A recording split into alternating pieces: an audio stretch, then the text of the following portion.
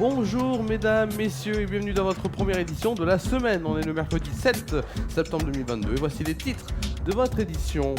On verra dans cette édition que Jean-Christophe Lagarde a été placé en garde à vue dans l'affaire des fausses accusations contre Alexis Corbière et Raquel Garrido. Fait divers à Rennes, que sait-on de la mort d'une jeune femme tuée par un policier? On va savoir bien sûr beaucoup de choses dans cette édition. On verra qu'à Tournon-sur-Rhône, une voiture a été détruite au parking de l'Octroi cette nuit. En Martinique, on parlera d'une construction qui fait polémique d'appartements de luxe sur une plage de Schœlcher.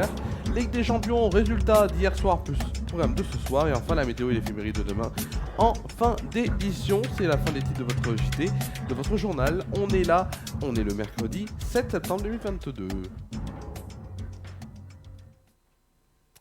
On va commencer cette édition par un nouveau rebondissement judiciaire dans l'affaire concernant les fausses accusations visant Alexis Corbière et Raquel Garrido. Selon le Parisien, Jean-Christophe Lagarde a été placé en garde à vue ce mercredi matin après avoir été interpellé à son domicile. Cette garde à vue intervient dans le cadre de l'enquête ouverte le 29 juin et confiée à la BRDP, nous confirme donc et confirme aux Parisiens le parquet de Paris. L'ex-député UDI, battu aux dernières législatives par Raquel Garrido, est visé par une plainte pour abus de confiance déposée fin juin par le journaliste du Point Aziz Zemouri, auteur de l'article qui a mis en cause donc le couple de députés LFI, donc la France Insoumise, avant d'être retiré du site.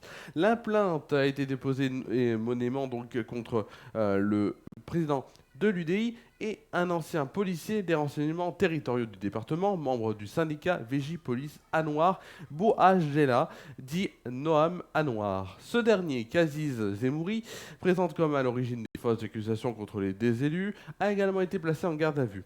Tout comme un troisième homme, donc collaborateur de Jean-Christophe Lagarde. En juin, Le Point avait publié donc un article signé par le journaliste, donc je vous le dis, Aziz Zemouri, accusant donc indûment le couple d'avoir exploité une femme de ménage sans papier, ce que les deux élus, bien sûr, avaient aussitôt démenti fermement. Ils avaient dit tout est faux, donc l'article avait été retiré dès le lendemain et le journal avait admis que l'article s'était révélé faux et mensonger dans une adresse au lecteur. Le parquet de Paris avait ouvert, je vous l'avais dit donc, le 29 juin, une enquête préliminaire donc pour donc escroquerie en bande organisée, faux et usage de faux, usurpation d'identité et de données et confié donc à la brigade de répression de la délinquance contre la personne. 3 plaintes donc déposées par le couple Garrido-Corbière donc pour bien sûr par le couple Aziz Zemouri et Jean-Christophe Lagarde. On va tout de suite parler d'un autre titre de l'actualité. Un fait divers. La bretelle de sortie de la rocade de Rennes, menant sur la route de Lorient, a longtemps été fermée. Sur le bitume, des agents de police, donc, mais aussi le procureur de la République était présent pour une reconstitution des faits ce mercredi matin. C'est à cet endroit, qu'une jeune femme âgée de 22 ans a été tuée par le tir d'un policier alors qu'elle rentrait dans une voiture vers 1h du matin ce mercredi. D'après les premières constatations, le conducteur du véhicule donc, aurait tenté de forcer le barrage policier qui avait été dressé dans le cadre d'une opération antidrogue. Mais que sait-on donc des faits aujourd'hui? Âgée de 22 ans, la victime était passagère de la Peugeot 208. D'après le procureur de la République, Philippe Astruc, la jeune femme était la petite amie du conducteur. Elle a été touchée d'une balle au thorax. Inconnue des services judiciaires, la victime résidait donc visiblement dans la région de Rouen, dans la Seine-Maritime. Malgré l'intervention des secours, elle devait rapidement, elle a dû donc rapidement décéder sur place à 2h15, précise le procureur. D'après les premières constatations, la balle aurait d'abord touché le conducteur au poignet avant de ricocher et de toucher mortellement la passagère. Là, l'homme qui se trouvait donc au volant est âgé de 26 ans. Il est déjà connu des services de police pour des trafics du stupéfiant. Il a été placé en garde à vue. D'après le parquet de Rennes, un seul et unique tir aurait été donc enregistré par un policier de la BRI de Nantes. On va maintenant parler de local. À Tournon-sur-Rhône, un feu d'origine encore inconnue a détruit entièrement une Peugeot 507 ce mercredi 7 septembre vers 4h du matin, 4h30 du matin, sur le parking de l'Octroi à Tournon-sur-Rhône. Rapidement maîtrisé par les sapeurs-pompiers, l'incendie a également endommagé un véhicule qui se trouvait à côté. Les gendarmes de la brigade territoriale autonome ont ouvert une enquête pour tenter de déterminer l'origine du sinistre. Les enquêteurs s'orientent vers la thèse du feu accidentel. On va maintenant pouvoir traverser l'océan Atlantique pour aller en Martinique où la construction d'un bâtiment sur une plage familiale révolte des internautes et choque aussi les écologistes de l'association pour la sauvegarde du patrimoine martiniquais. Ils sont déjà mobilisés à 4 reprises ils se sont déjà mobilisés à 4 reprises dans le but de faire démolir cet immeuble de 7 appartements donc de grand luxe. Il y a des gens qui ne sont pas régularisés sur le domaine du littoral, nous sommes d'accord, mais d'autres arrivent et construisent pas pour des Martiniquais parce, parce que qui va se permettre d'acheter ça? Les Martiniquais ne peuvent pas, donc on dit non, déclare donc Rosalie Gachet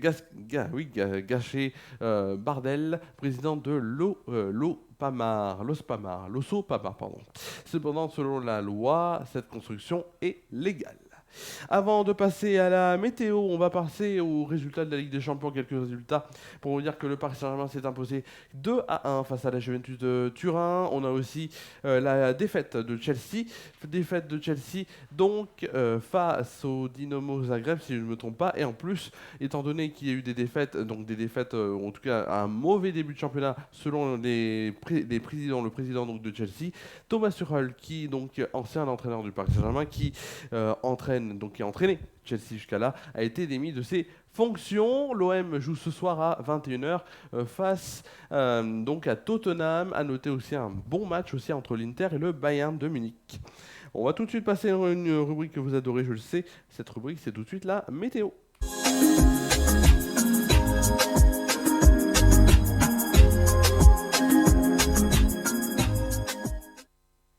La météo tout d'abord, tout d'abord avec la météo de demain matin, demain après-midi et demain donc en soirée sur Tournon-sur-Rhône. Tout d'abord, demain matin au programme il y aura un soleil donc qui sera présent pour une température de 19 degrés de moyenne. Demain après-midi, c'est des éclaircies qui seront parmi nous pour une température de 27 degrés de moyenne et de 28 degrés au meilleur de la journée. En soirée, des éclaircies concluront cette belle journée, il fera 22 degrés de moyenne. Tout de suite la météo de la France métropolitaine déjà pour demain matin. Demain matin, regardez la carte qui est sur votre écran. Demain matin, donc, un temps très instable dans le nord-ouest et le centre-ouest avec éclaircies et averses orageuses. Accalmie bienvenue dans l'est et le sud-est après les orages de la nuit. Côté température, il fera 14 degrés à Charleville-Mézières. Il fera aussi 14 degrés à Charleville-Mézières et à Rouen.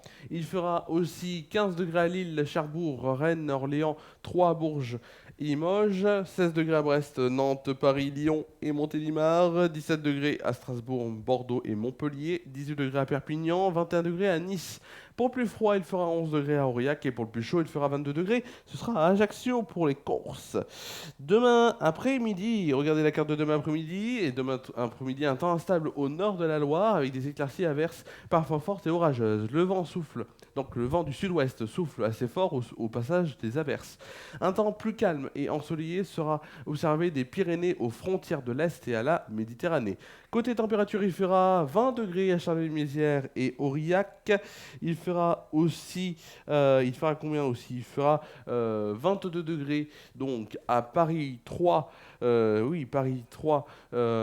Orléans et Bourges, 23 degrés à Strasbourg, Dijon et Bordeaux, 25 degrés à Lyon et Biarritz, 27 degrés à Montélimar et Toulouse, 29 degrés à Montpellier, Marseille et Ajaccio. Pour le plus froid, vous allez me dire, on va où? Eh bien, on ira à Brest où il fera 18 degrés, à l'inverse. Pour le plus chaud, ce sera à Nice où il fera une température de 33 degrés. C'est mieux 33 degrés que 33 degrés. Voilà. Pour vous dire bien sûr aussi que on fêtera demain la Saint-Adrien ou encore les Adriana. Le soleil se lèvera à 7h17 et se couchera à 20h18. On perdra ainsi 4 minutes. 4 minutes de soleil, c'est beaucoup quand même. 4 minutes de soleil, c'est énorme. 4 minutes de soleil qu'on perdra. Alors, le temps, oui, parce qu'on est dans les conditions directes. Voilà, ça c'est mieux. Donc,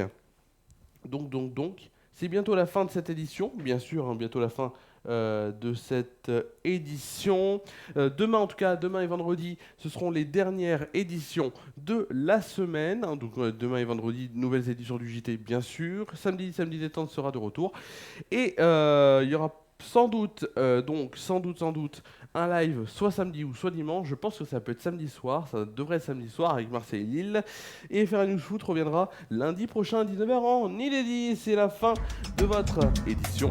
On se retrouve pour notre part, on se retrouve quand? Et bien on se retrouve, vous allez me dire on se retrouve quand? Et on se retrouve demain pour le JT sur FR News. Passez une très bonne soirée, prenez soin de vous tous proches et je vous dis à demain sur FR News pour le JT.